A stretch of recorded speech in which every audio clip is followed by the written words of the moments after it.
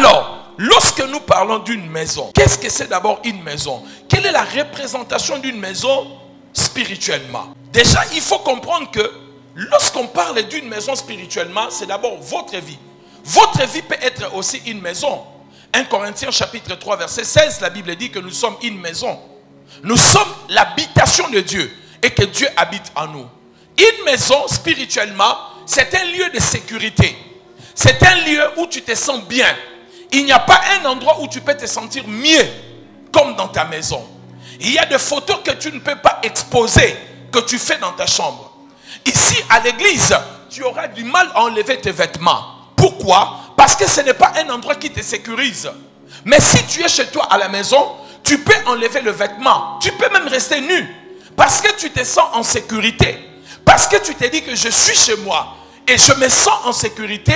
Rien de mal ne peut m'arriver. Et spirituellement, une maison est une représentation de la sécurité. Cependant, il y a des maisons qui n'ont aucune paix. Il y a des maisons qui sont déjà envoûtées.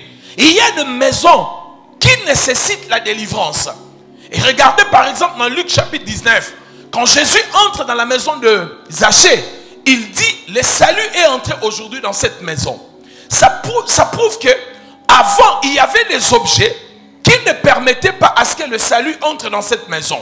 Et nous pouvons constater, cet homme qui était un collecteur d'impôts, il était un voleur. Il était en train de prendre l'argent du peuple par la force. Et lui-même, il dit à Jésus, si j'ai fait du mal à quelqu'un, je paierai 4 fois. Et tout l'argent qu'il volait, qui entrait dans sa maison, envoûtait sa maison. Et quand Jésus entre dans cette maison, et que cet homme reconnaît qu'il était voleur, il dit, si j'ai fait du mal à quelqu'un, je paierai 4 fois. Jésus a dit, le salut n'est pas entré dans la vie de cet homme, mais aujourd'hui dans cette maison. Maintenant, il faut comprendre, quand on lit la Bible, la maison a 2 significations. La première signification de la maison, c'est que la maison peut représenter une famille. La Bible dit par exemple, on peut dire par exemple, il y aura la guerre entre la maison de David et la maison de Saul. Cela ne veut pas dire un bâtiment physique, mais on est en train de parler de membres de cette famille. Il y aura la guerre entre le membre de la famille de David et le membre de la famille de Saul. Vous comprenez?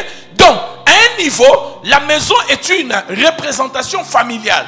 Quand on parle d'une maison, on parle d'une famille. Deuxièmement, lorsqu'on parle d'une maison, on parle vraiment d'un bâtiment. Et dans ce cas d'espèce, Jésus parlait du bâtiment, pas seulement de la famille de Zachée, mais parlait aussi du bâtiment où Zachée habitait. Parce que cette maison abritait des mauvaises choses et l'argent volé. Maintenant, mes bien-aimés dans le Seigneur, pourquoi nous devons prier pour nos maisons?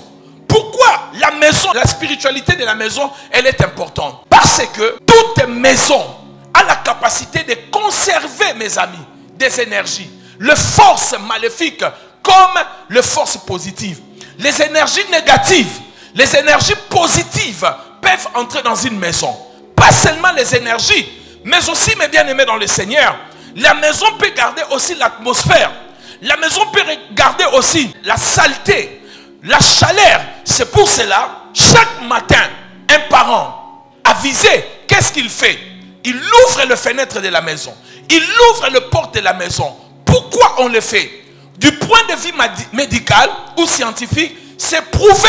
Il faut aérer la maison de temps en temps pour faire sortir le mauvais air et faire entrer l'air nouveau. Si vous ne le faites pas, vous allez respirer l'air mauvais qui est en train de tourner à la maison et vous tomberez malade. C'est pour cela, c'est recommandé. Il faut aérer la maison. Il faut ouvrir. Donc, du point de vue scientifique, cela est prouvé que si nous n'ouvrons pas de fenêtres, si nous n'aérons pas, la maison en elle-même, elle conserve la chaleur.